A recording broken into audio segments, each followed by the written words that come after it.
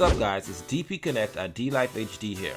In this Raging Bulls QuickCast, we talk post-game reactions to the Bulls vs Bucks game and the Bulls vs Pistons game. Is Zach Lavine a better sixth man than a starter? I preview the Bulls vs Rockets, talk starting lineups, matchups, and players to watch. Let's go!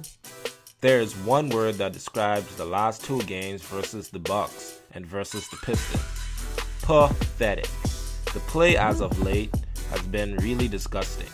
The main reason for this, of course, began with the legitimate injury, then fake injury, then we shuffled the heck out of the lineups. All in all, because of the tanking and because of the before mentioned reasons, our lineup is now crap. A few bright spots to mention from the past two games. We got Mark Cannon back from injury, mostly, and Denzel Valentine and Cameron Payne are playing decent basketball. I gotta give a shout out to Lavine, Bobby Portis, and David Nwaba as well for putting up decent numbers.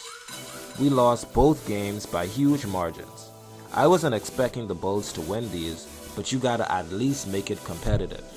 Bulls lose to the Bucks 118-105, and they lose to the Pistons 117-95. I just recently read an article on the blog Pippin Ain't Easy that was titled, "Should the Chicago Bulls consider Zach Lavine as a future sixth man?" According to the article, there are a lot of people talking about this. I listened to possibly every podcast known to man, and not once have I heard anyone bring that up as an opinion. While I agree with their conclusion, I'm just surprised that this is an argument at all. I mean, the guy just came back from a major knee injury, and while he has been widely inconsistent, he has shown a lot of flashes that he can not only be a dynamic dunker, but also a clutch shooter. Not only do I believe that he needs a little more time, but we gotta give this guy a chance to prove himself before making assumptions like these. I see a very good player in the future. Every time I look at him, he reminds me of Kobe. Maybe that's just me.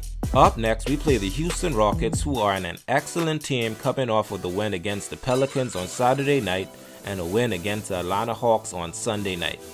The Rockets' top players for those two games were James Harden, Eric Gordon, and Gerald Green. With a team as good as the Rockets, I don't even close to expect the Bulls to pull off a win. But let's check the matchups. First, the matchup at point guard. Cameron Payne versus James Harden. This is the biggest mismatch in the whole world. James Harden is a superstar, and Cameron Payne is the best backup point guard. Harden averages 30.9 points per game to Payne's 9. Harden also averages more assists and rebounds at 8.6 assists and 5.3 rebounds per game to Payne's 4.1 assists and 2.5 rebounds per game. Harden literally beats Payne in every single stat category. I easily give this matchup to Harden. Up next, the battle at shooting guard. Justin Holiday versus Eric Gordon. Eric Gordon is a better shooter, averaging better field goal percentage than Holiday and more points per game at 8.1 to 12.3 points per game. The other stats are much closer. Holiday is slightly better three-point shooter and better rebounder at 4.3 to 2.5 rebounds per game. They also are really close in assists and blocks per game. This one is really close, but the Rockets are playing at home and Holiday has not been playing well lately, so I give this matchup to Gordon. Now the battle at small forward. Denzel Valentine versus Trevor Ariza. You know it's funny because their numbers are very similar. Yet Ariza is a starter on an amazing team, and Valentine, for some reason, is usually a bench player. I don't get it, do you? Valentine is a better shooter percentage-wise, but averages less points than Ariza.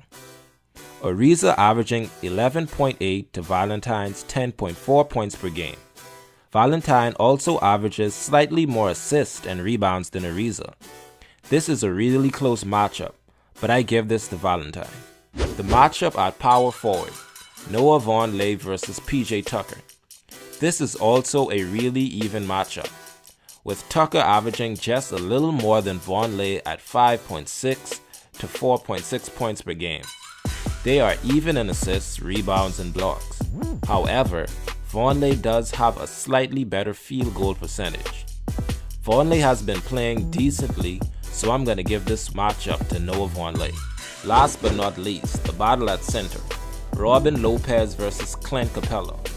Capella is a better all-round player than Robin Lopez. Especially recently, Lopez has not been playing very well. I mean, getting only 12 minutes of playing time per game probably has something to do with it. Clint Capella not only averages 4.1 points per game to Lopez's 11.9, but he also shoots a blistering 65% from the field. It's truly impressive because Lopez is on minutes restriction, and because Capella is just a better player, I'm giving this to Capella. The Rocket beats us 3-2, but it could also be as bad as 4-1. I fully expect this Rockets team to completely destroy us. It's not even gonna be close. Even if the Bulls bench step up, we're still going to lose the game. In our 2K game, we were keeping up with them through a couple of quarters. Then they pulled off for a double-digit lead and we couldn't stop them. The fact that we didn't have Mark Cannon also hurt us as well. Either way, we couldn't recover after we end up losing by 12 points. Alright guys, thanks again for watching. Remember to like, comment and subscribe for more content like this, and make sure and follow me on Twitter and Facebook for daily posts. Peace.